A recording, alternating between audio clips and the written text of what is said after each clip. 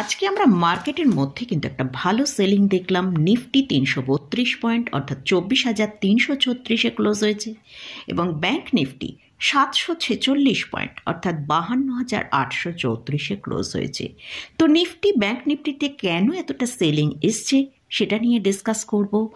এছাড়াও আমার এক ভিউয়ার্স তিনি বলেছেন অয়েল অ্যান্ড গ্যাস সেক্টর নিয়ে ডিসকাস করতে। তো সেই সেক্টর নিয়ে ডিসকাস করব এবং তারই রিলেটেড কয়েকটা স্টক নিয়ে আলোচনা করব। তাহলে ভিডিওটা শুরু করা যাক। আমি নিরুপমা, শেয়ার শেখো চ্যানেলের পক্ষ থেকে সকল বন্ধুদের স্বাগত জানাই। চ্যানেলে যদি ফার্স্ট টাইম ভিজিট করে থাকেন তাহলে অবশ্যই চ্যানেলটা সাবস্ক্রাইব করে নেবেন আর পাশে থাকা বেল আইকনটা প্রেস করে রাখবেন। আমি ভিডিও আপলোড করার সাথে সাথে আপনাদের কাছে ভিডিওটা পৌঁছে যাবে। আজকে আমরা নিফটির মধ্যে কিন্তু ৩৩২ পয়েন্ট সেলিং দেখলাম। ইউএস ফেডের যে পলিসির মিটিং আজ থেকে শুরু হচ্ছে তার আগেই কিন্তু আমরা আমাদের ইন্ডিয়ান মার্কেটের মধ্যে একটা খুব ভালো কারেকশান দেখলাম। তো এতটা কারেকশান যে এসেছে এর পেছনে কিন্তু মেন হচ্ছে এফআইসটা একটা স্ট্রং সেলিং করেছে ইন্ডিয়ান মার্কেটে, তাই আমরা কিন্তু এতটা সেলিং দেখতে পেলাম। আমরা যদি ইউএস মার্কেটের দিকে ফোকাস করে ডাউন জোনও, আমি যখন ভিডিও করছি তখন ডাউন জোনের যে ফিউচার ট্রেড করছে ১৫৮ পয়েন্ট নেগেটিভে ট্রেড করছে। তো আজকে আমরা যেটা দেখলাম যে নিফটি তার একটার পর একটা স্ট্রং সাপোর্টকে ব্রেক করে নিচের দিকে এসেছে।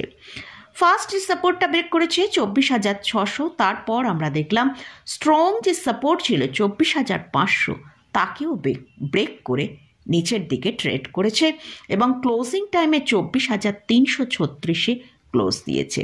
তো নিফটির মধ্যে যে বুলিশ মোডটা চলছিল সেটা কিন্তু এখন আর নেই। নিফটিকে আমরা এখন কিছুটা হলেও বেয়ারিশ মোডেই এখন দেখতে পাবো।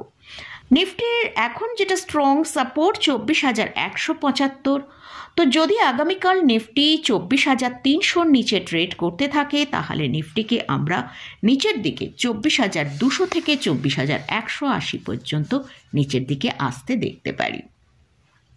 আর যতক্ষণ না নিফটি ২৪,৫৫০-এর ওপর সাস্টেন করে ট্রেড করতে পারছে নিফটির মধ্যে কিন্তু আমরা ভালো আপসাইড দেখতে পাবো না।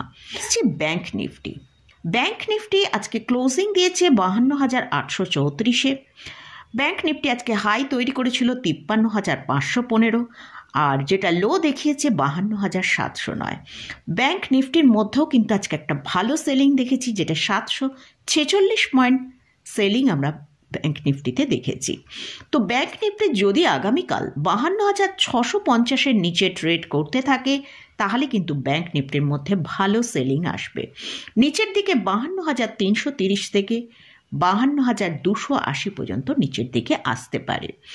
আর ব্যাংক নিফটি যতক্ষণ না ৫৩,১৬০-এর ওপর সাস্টেন করে ট্রেড করতে পারছে ততক্ষণ কিন্তু ব্যাংক নিফটির মধ্যে আমরা সেরকমভাবে কোনো আপসাইড দেখতে পাবো না। তো এটা গেল নিফটি এবং ব্যাংক নিফটি নিয়ে আলোচনা করলাম। এবারে আসছি, আমার ভিউয়ার্স বলেছেন অয়েল অ্যান্ড গ্যাস সেক্টর নিয়ে আলোচনা করতে, সেটা নিয়ে একটু আলোচনা করছি। দেখুন, এই অয়েল অ্যান্ড গ্যাস সেক্টর কিন্তু খুব একটা এমার্জেন্ট সেক্টর। এই অয়েল অ্যান্ড গ্যাস সেক্টর থেকে গ্লোবাল যে রেভিনিউটা জেনারেট হয় মোটামুটি আমরা ২০২৪-এর যদি একটা এস্টিমেট দেখি সেটা $4 ট্রিলিয়ন। বিশ্বের অর্থনীতিতে ফ্রেমওয়ার্কের একটা গুরুত্বপূর্ণ পার্ট হচ্ছে অয়েল অ্যান্ড গ্যাস সেক্টর। এছাড়া ট্রান্সপোর্টেশন থেকে হিটিং এবং ইলেকট্রিসিটি থেকে ইন্ডাস্ট্রিয়াল প্রোডাকশন এবং ম্যানুফ্যাকচারিং সব কিছুতেই কিন্তু এই অয়েল অ্যান্ড গ্যাস সেক্টরের একটা ভালো ইম্প্যাক্ট রয়েছে। এছাড়াও এই সেক্টর এক্সপ্লোরেশন, এক্সট্রাকশন, রিফাইনিং বিভিন্ন জায়গায় কিন্তু এই অয়েল অ্যান্ড গ্যাস সেক্টরের একটা খুব ভালো ভূমিকা রয়েছে।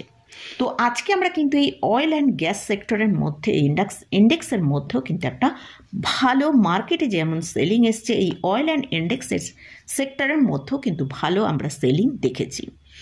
তো যাই হোক, এই সেক্টরে কয়েকটা স্টক নিয়ে আলোচনা করব যে স্টকগুলো আমার ওয়াচ লিস্টে রয়েছে। ফার্স্ট যে স্টকটা নিয়ে আলোচনা করছি সেটা হচ্ছে অয়েল ইন্ডিয়া। এই স্টকটার এখন কারেন্ট প্রাইস চলছে ৪৪৪ টাকা। এই স্টকটা লাস্ট 5 মান্থে 43% ডিক্লাইন দেখিয়েছে। এর মার্কেট ক্যাপিটালাইজেশন হচ্ছে 72,224 করোড়ের মতন, ROCE 17.7%, ROE হচ্ছে 18.0%। এই কোম্পানির ডিভিডেন্ড ইল্ডও ভালো রয়েছে। এই অয়েল অ্যান্ড গ্যাস সেক্টরের যেসব এরা ডিভিডেন্ড কিন্তু ভালো দেয়। তো ডিভিডেন্ড ইল্ড এই কোম্পানির হচ্ছে 2.36, পি হচ্ছে 8.61, একটু বেশি আছে, স্টকটায় হয়তো আর একটু কারেকশান আসতে পারে। তো Q2 এর রেজাল্টে আমরা দেখেছি সেলস খুব কম এসছে, তার জন্যই কিন্তু স্টকটার মধ্যে এতটা ডিক্লাইন এসছে। স্টকে এফআইস এবং ডিআইসদের একটা ভালো হোল্ডিং রয়েছে। এই কোম্পানির যদি আমরা শেয়ার হোল্ডিং প্যাটার্ন দেখি, প্রোমোটারের হোল্ডিং হচ্ছে 56.66%, এফআইসদের হচ্ছে 10.58%, ডিআইসদের হচ্ছে 16.43%। এছাড়াও যেসব স্টকগুলো নিয়ে আলোচনা করব, এই স্টকগুলো অবশ্যই ফান্ডামেন্টালি গুড, কিন্তু এই কোম্পানিগুলো খুব ভালো ডিভিডেন্ড পে করে। আমি প্রথমেই বললাম অয়েল অ্যান্ড গ্যাস সেক্টরের যেসব কোম্পানিগুলো আছে তারা কিন্তু ডিভিডেন্ড খুব ভালো দেয়। যে স্টকটা নিয়ে আলোচনা করছি সেটা হচ্ছে ওএনজিসি। এর কারেন্ট প্রাইস চলছে 247 টাকা। এই স্টকটাও তার হায়ার লেভেল 30% কারেকশান দেখিয়েছে। স্টকের জন্য যে সাপোর্টটা আছে 230 টাকার কাছে একটা সাপোর্ট রয়েছে।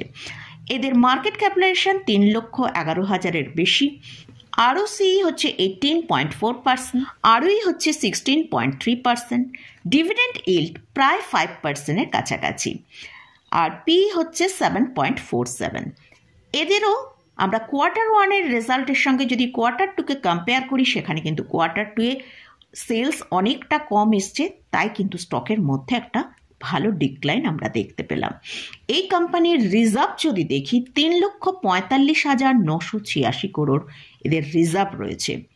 তো এদের যদি শেয়ার হোল্ডিং প্যাটার্নটা দেখি, সেটা 58.89% আছে প্রোমোটারের হোল্ডিং, এফআইসের হোল্ডিং আছে 8.12%, ডিআইসের হোল্ডিং আছে 19.04%। ডিআইসরা তাদের পজিশন বাড়িয়েছে। লাস্ট যে স্টকটা নিয়ে ডিসকাস করছি সেটা হচ্ছে ইন্ডিয়ান অয়েল কর্পোরেশন। এটা হচ্ছে এই স্টকের কারেন্ট প্রাইস চলছে 140 টাকার কাছে। এই স্টকটাও তার হায়ার লেভেল থেকে 31% কারেকশন দেখিয়েছে। এই কোম্পানির মার্কেট ক্যাপিটালাইজেশন 1,98,000 করোড়ের ওপর। ডিভিডেন্ড ইল্ড যেটা এরা দেয় সেটা কিন্তু খুব স্ট্রং একটা ডিভিডেন্ড ইল্ড, যেটা 8.54%। ROCE হচ্ছে 21.1%, ROE হচ্ছে 25.7%। লাস্ট 5 ইয়ার্সের প্রফিট গ্রোথ যদি দেখি 19.1% CAGR। এই কোম্পানির শেয়ার হোল্ডিং প্যাটার্নে আমরা দেখতে পাচ্ছি প্রোমোটারের হোল্ডিং আছে 51.50%, এফআইসের হোল্ডিং আছে 7.90%, ডিআইসের হোল্ডিং আছে 10.43%, আর গভর্নমেন্টের কাছে আছে 19.57%। এই স্টকগুলো ছাড়াও ভিডিওয়ে যদি এখন আমি অনেকগুলো স্টক ডিসকাস করি তাহলে কিন্তু ভিডিওটা অনেক লেন্দি হয়ে যাবে। তাই এই স্টকগুলো ছাড়াও তো বিপিসিএল, এইচপিসিএল, এই স্টকগুলোর দিকেও কিন্তু আমরা ফোকাস করতে পারি। এই সব স্টকগুলো কিন্তু খুব ভালো ডিভিডেন্ড পে করে। বিপিসিএলে মোটামুটি 7%-এর ওপর, এইচপিসিএলও 5%-এর ওপর ডিভিডেন্ড ইল্ড এদের রয়েছে।